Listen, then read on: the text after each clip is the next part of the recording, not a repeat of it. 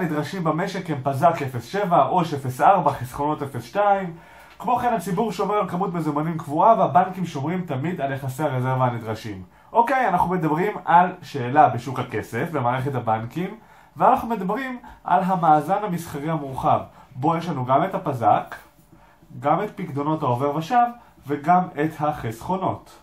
עכשיו, כשיש לנו את הדוח המורחב, אנחנו צריכים לזכור שלכל אחד משלושת הדברים האלו יש את הרזרבה המתאימה לו. כלומר, יש רזרבה לפזק, יש רזרבה לפקדונות העו"ש, ויש רזרבה לחסכונות. כמו כן יש הלוואות, ואולי יש אג"ח ומבנים וציוד, אנחנו נראה את זה בהמשך השאלה. כרגע נתקדם הלאה.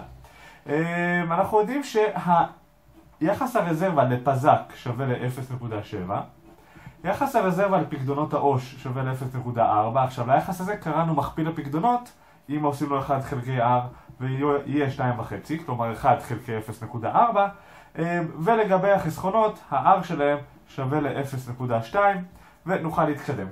אני מזכיר לכם שלפני שנעשה את השינויים שלכל אחד מהפזקים פי עו"ש וחסכונות יש את הרזרבה משלו, ולכן אנחנו נצטרך להתמודד בשאלה הזאת תמיד עם המשחקים בין הרזרבות. בואו נראה.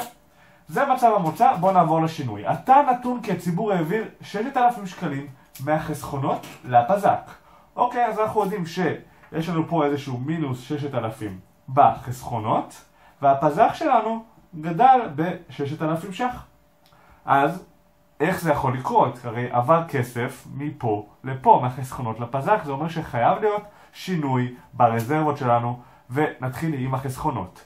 אם אנחנו יודעים שיש לנו 6,000 ש"ח שינוי בחסכונות, אז הרזרבות שלנו, אם אני אכפיל אותם ביחס הרזרבה של החסכונות, זה יהיה השינוי של הרזרבה. כלומר, 1,200 שקל זה השינוי ברזרבה של החסכונות. כי אם הקטנתי את החסכונות ב-6,000 שקל, אני מקטין את הרזרבה שאני צריך להעמיד מול החסכונות ביחס הרזרבה, ב-0.2. אז עשינו את החסכונות. על אותו עיקרון, בואו נעבור לפזק. אם אני מגדיל את הפזק ב-6,000 שקל, אני צריך להעמיד רזרבות פזק מולו. ומה היחס הרזרבה הדרוש? הוא יהיה 0.7.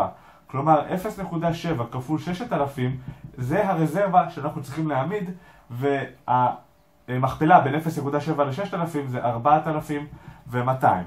אז יש לנו פה 4,200 ש"ח. האם סיימנו פה? לא. אנחנו צריכים לזכור דבר כזה. לא היה שום עירוי. ואם לא היה שום עירוי, זה אומר שהרזרבות כרגע לא יכולות להיות במצב של פלוס או מינוס. עכשיו, מה קרה בסך הכל הרזרבות? הם גדלו ב-3,000. האם מישהו אמר שהיה בוצע איזשהו עירוי פנימי חיצוני או חיובי? לא. זה אומר שהרזרבות צריכות לחזור למצב מוצא. כלומר, הציבור, ברגע שהוא יראה שהרזרבות שלו כביכול גדלו ב-3,000, ירצה להוציא את הכסף מהרזרבות, כלומר, ילך לפקדונות עו"ש שלו, יקטין אותם ב-3,000 ש"ח, כדי שבסך הכל הרזרבה, השינוי ברזרבה יהיה 0. ואנחנו יודעים, אם השינוי ברזרבה הוא מינוס 3,000 שקל, נכפיל פי 2.5, מינוס 3,000 כפול 2.5 שווה ל-7,500 במינוס. כלומר, הציבור מקטין את פקדונות העו"ש שברשותו ב-7,500 ש"ח. בואו נעבור סעיף סעיף ונראה מה קרה. אפשר להסיך עוד משהו אחד לגבי ההלוואות שלנו. אם אנחנו יודעים שבסך הכל השינוי בצד שמאל של המאזן הוא מינוס 7,500, כלומר ההלוואות ירדו ב-7,500 ש"ח, כדי שצד שמאל יהיה שווה לצד ימין. בואו נראה, 6,000 מינוס 6,000 זה 0, 4,200 פחות 3,000 פחות 1,200 זה 0, זה אומר ששני הצדדים חייבים לרדת ב-7,500 ש"ח. עכשיו נעבור סעיף סעיף. סעיף מספר 1, כמות הכסף תקטן ב-7,500. אוקיי, דיברו איתנו על כמות הכסף, בואו נבדוק. יש לנו את M זה כמות הכסף, למה היא שווה? לפקדונות העו"ש ועוד המבץ. אנחנו יודעים שפקדונות העו"ש קטנו ב-7,500. אנחנו יודעים שהמבץ שלנו ללא שינוי, כי לא אמרו שהציבור שומר על יחס קבוע במזומן, כלומר המבץ ללא שינוי, בסך הכל כמות הכסף תקטן ב-7,500 ש"ח.